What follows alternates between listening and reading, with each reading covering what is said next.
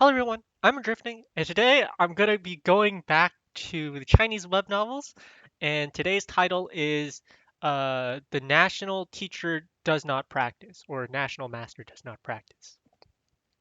Um, so this is very much, I'm pretty sure, I don't know my Chinese dynasties that well. It's either Zhou, Tang, or Qing, right? So Zhou, Tang, or Qing dynasty. One of those ones. I would think it would be like the spring autumn period, maybe the song, but highly unlikely. Which is the usually around the Qing is when you have the schools of uh, horizontal and vertical thought. So the Hundred Schools War, where you have all these various factions from the Mohist faction, the Confucianism faction, political faction, which is the school of vertical and horizontal, right? That's politics. 横直那个学教, right? There's school of medicine, school of engineering, and all that. The various disciplines. This is just kind of very common where you have teachers from different factions. This is where you get the Taoist faction. You have the legalist faction, right? So law, rule, and law. So that's very Machiavellian in power. But yeah, I'm gonna quickly go over like the Chinese titles before we really get into it, and and a quick introduction to why I've always hesitated to do wuxia web novels, for various reasons. Anyway, so the Chinese title, so the English title is National Master Does Not Practice, 国师不修行. I'm not 100% sure what xiu means, but it is a part of cultivation martial arts, as in 修真无暇. So 无暇 is just a category of martial arts, right? There's 闲暇, 无暇, 玄武. Um, 无暇 is martial arts. 功夫, right? 武和功, 夫 are pretty much the same character. 闲暇 is like the different level of worlds. Like so there's just different like the universe, the multiverse, different stages, and then you have 玄武, which is just like magical fantasy basically. It covers that whole thing, right? Like 科幻 is science fiction, right? Like a 玄武 is similar thing of 学, and that covers like fantasy. So the author is 十万财团, so 10,000 vegetable army. Um, 十 meaning 10, 1 meaning thousand, 10,000.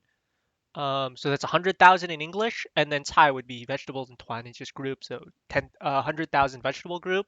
Um, and it's a very interesting story. Because this is your classic retired, overpowered protagonist hidden behind the scenes, right? You've seen with Noble Mage behind the scenes. I previously covered the Leaderman's retirement routine, but I never did that as a podcast. It was just super long, and it just, while interesting, it was like very, like, your very classic cliche trope. I wouldn't use the word quintessential, but it contains all those tropes of an overpowered protagonist that you'd see in Overlord in the anime. The Chinese title is 叫住的退休日常, so like the innkeeper or the storekeeper's retired life, right? You see a lot of that with S rank adventures, retired life with Red. My daughter's an S rank adventure. You see it with a lot of Japanese light novels. The author is 云山晴, so clouds and mountains, spring or something like that. Another cultivation martial arts where you have the leader's retirement routine is very interesting because it's like the leader of an evil faction, and then you kind of saw his power leveling, and then he's like nurturing the main character protagonist, but you're kind of getting the behind the scenes. So it's like the Chinese wuxia style of Korean novels extra. Novels extra is basically like the I love the word quintessential, but it's like the very classic behind the scenes protagonist supporting the main character. Omniscient Reader's Viewpoint really like promoted that whole genre. You get Omniscient's first viewpoint. Um, there's a lot of them like Sherlock Holmes, Genesis TLS, Novels Extra, Editors Extra. The villain wants to live, Trash of the Count's Family or Loud of the Count's Family, whatever, TOTCF, X rank, and all that. But yeah, so National Master doesn't practice. 国师不修行. It's about it's very complicated actually because our main character has three identities. His first identity is the Grand Master Zhou. So he passes away, right? So that's the Zhou dynasty, and because he's the national precept, so you would think of this like as the emperor's teacher. Not quite. So there's like different hierarchies. There's the emperor, then you have like the different supporting castes, such as his advisors, his politicians and strategists, eunuchs, right? That's a whole faction. He's like this national teacher. He's revered by that country, and he decides to pass away into his new life. He's, for whatever reason, stuck in this cycle of reincarnation. This is his second life, National Master Zhou. His first identity is Li Yang, but that isn't really too relevant at the moment. In the first couple chapters, they mostly talk about his second life identity, and then he is reincarnated into a student as Ji Ping'en. Um, so that's his third identity, and he takes on being he self-identifies himself as the apprentice of the late great teacher Zhou. So sorry, I don't know their new English or Chinese accent. Um, but he is an apprentice to his previous identity, but no one knows about it, so he's super low key. At the very beginning, the first 20 chapters, we get your very basic wuxia face lapping where you join the sect. He has no identity. You have like the rich young masters faction, which is like these are the entrenched um the local snakes, right? People that come from powerful families, and then you have the hardworking people that come from a poor family background, grassroots, right? Basically, they come from nothing and they like work hard. So you have those two factions, and then Ji Ping'an kind of just skips through all that because he's overpowered and he has a secret identity, and he starts to meet new people and people from his past lives, and they go into a lot of his romantic life of the people he's met, right? Like the leader of the Qingtian Academy, which is like all about stars and astrolabes. And there's so many different factions. It said, the schools of hundreds of the schools of like hundreds and thousands of battle or whatever. So you have the Skygazing Academy, Qingtian Academy, right? That's the national academy. You have the Emperor, which is Yuanxing. So that's the Emperor of the Zhou dynasty, of the Tang dynasty, the Southern Tang dynasty. So this is like the era of two Chinas, I'd say, right? Tang and Zhou. Um, Southern dynasty, um, because it's southern, southwestern of China. We have the Buddhist faction, right? There's always like this conflict between Buddhism, Confucianism, and Taoism, right? Those are like the three big ones. Taoism is usually reserved for much more rivers and lakes, Jianghu, so it's much more like low key. It's the balance, right? Yin and yang, uh, yin yang, right? That's considered Taoism. Buddhism is this very spiritual thing. It's always considered like an external force. It's always like just like how people before used to see the Orient. I know we're not going to go too much into the origin of that term as like this mystical, magical thing. Buddhism is another trope for magic. In a wuxia-filled fantasy, and then you have Taoism. You have the demons, which is always like demi-humans and whatnot. So that's a whole faction. That's like the beast faction or whatnot. Beastmen, demon faction, and then you have the Stargazer faction, the Qingtian prison, which is like a little bit low key because it's a subsidiary of the Zhou dynasty, or it's one of the martial arts faction. So in a lot of Wuxia web novels, you have the political faction, which is the normal people. Like you kind of see that in Harry Potter, where you have the no mages and the magic world, they separate it, right? So you have the political world, which is like the imperial court, and then you have the magical world, which is Jianghu, the fantasy. So they keep these two separated. River waters don't mix with lake water. Jiang shui不跟湖水混。江水湖水. So you just keep those two worlds separated, and it just makes the fantasy aspect a lot easier.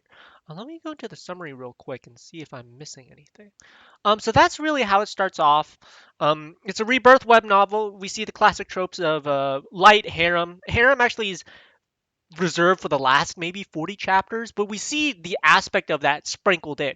It's not as overt as a lot of Japanese light novel protagonists with like Overlord, but I do enjoy the ending. It's really nice, the way they deal with all the interesting characters. I think there's only five or six. You have a former disciple that became one of the leaders of the Qingtian prison. You'll see how that conflict plays out. That's like the first arc of Ji Ping'an or Grandmaster Teacher Zhou or Li Yang.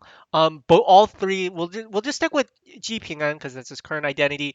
Him going into the Qingtian prison, that academy, and like dealing with all the internal affairs, meeting his previous disciples like Yin Chen, that kind of grandfatherly that that grandfatherly elderly respect thing that you kind of see in a lot of Chinese web novels and cultures where it's like, oh, I'm your like in English it's called I'm your who's your daddy, right? It's like, I'm your daddy or whatever. But in like Chinese it's like it's especially it's not even like I'm your daddy, it's more like I'm your grandfather, right? Like I'm your dad's dad. And it's like so funny to see those character dynamics of like, oh, I'm on the first floor of the what is it? The a Qingtian pagoda or pavilion. Usually they describe it as a pavilion or pagoda, where it's like, oh, I'm on the first level of the pagoda tower. And then the character in Wuxia, there's always like, oh, you're at a higher level, right? So you're like, you think you're at the first level. I'm actually at the third level. And then it's like, oh, I'm at the fifth level. And it's like, there's so many different idioms. It's like the mantis catches the cicada unaware of the oriole from behind. But that's more about taking advantage, right? Like the stork and the clam,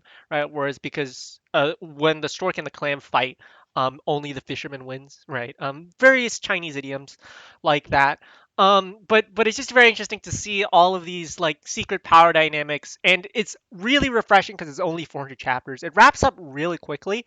It's a very interesting story. There's not like endless arcs, and it's like, oh, there's this adventure in the Eastern Sea. Oh, then we got to go to the West. Then we got to save the world. Then we got to go to another universe, right? This is all contained in one world, and I think that's why this is not xianxia. This is wuxia, which is kind of hard to say, but it's like martial arts.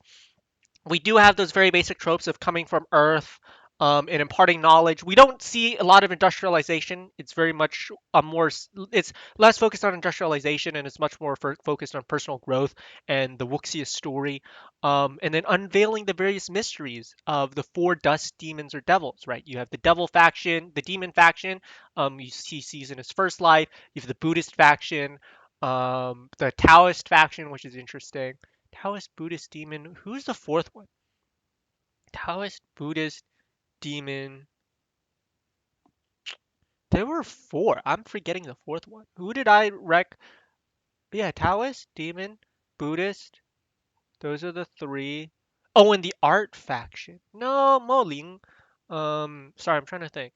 So you have Southern Tang, which is Buddhist. You have the demon faction, which is in the north. The barbarian faction, that's what we're getting in the far north. So kind of like Antarctica.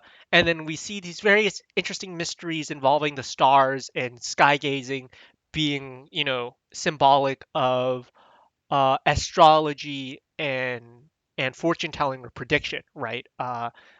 Which is like more like yeah, prediction I think is the right way to put it.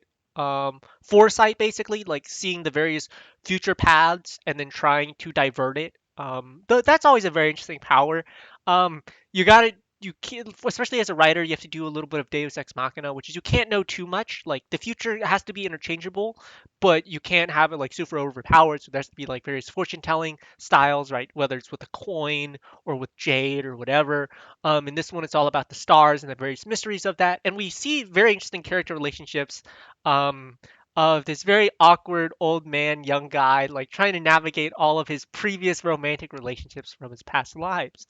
And that's what makes the National Teacher Does Not Practice so interesting, in 400 chapters. One is because it's relatively short. It's not 1,600, 1,900 chapters like the National. Um, the Leaderman's retirement routine, which goes to 1,900 chapters. The Human Emperor goes to like 1,000, maybe I think 2,000, 1,800 to 2,100. The Strong ROSSG, The Return of the Strong Sword God, The Great Thief Who Roamed the World. A lot of Chinese web novels go for 1,000 plus, 2,000 even, maybe sometimes even upwards of 3,000, like Martial God Asura. But the National Teacher Does Not Practice is thankfully only 400 chapters, so it's more moderately consumable and more compact, so you don't go on various universe hopping like Solan, Dolu Dalu, or Urgen, where like because they're writing they want to write an epic story, so there's just a lot of chapters, and so this one doesn't take as much dedication, and it's a really nice short story. So if you're looking for like a long plot, this is not it. But if you're looking for like something interesting and unique, all about like martial arts and these various factions, and just to dip your toe in, I think this is a really good web novel. Um, just one by itself, and two, it's like if you want to get interested into the genre, National Teacher Does Not Practice. Um, 国师不修行 pretty good by 10万菜团, so 100,000 vegetable army. So yeah, I don't think there's too much more to say for me. It's like a rebirth reincarnation story. Anything I'm missing? Yeah. Um, so there's like Jing Yao, which is from like the demon faction. You have Liu Li, which is the bodhisattva, the Buddhism. You have the Beastmaster faction, which is like Wen Hao Yang, right? His first lover from the Li Yang. Um, Xu Xiurong, which is the Taoist faction, Qingtian prison demon. Beastmaster, which is special, Liu Liang, Xiu Xirong. One of them was from the Sacred Spirit faction, which is another martial arts faction in the Zhou dynasty. Um, of previous female disciple, that's four demon. And I don't think there's a barbarian one because it doesn't go into that, but it goes into like the various past lives aspect, and it's really fun to see. Yeah, sorry for making this kind of boring and a little bit rambly, but that's just kind of my style. I'm not very good at this. But oh man, I really hesitated to do this because getting the Wuxia images for like the astrolabes and the star prediction, constellations and whatnot, that's gonna be a pain in the butt. But anyway, that was the National Teacher or National Master Does Not Practice. Very cool Wuxia reincarnation, OP Strongman, rebirth Chinese web novel. Similar titles would be the elderly, just various elderly protagonists are always very interesting. I think there was one on Wuxia World. It's like elderly. There's one on Wuxia World. Let me find this. Yeah, everyone is young except for me, which is about. Oh, it's Korean too. Um, which is very similar in tone. Um, VRMMO, so ARC style. But that's really about it for National Master Does Not Practice, and we'll stop here.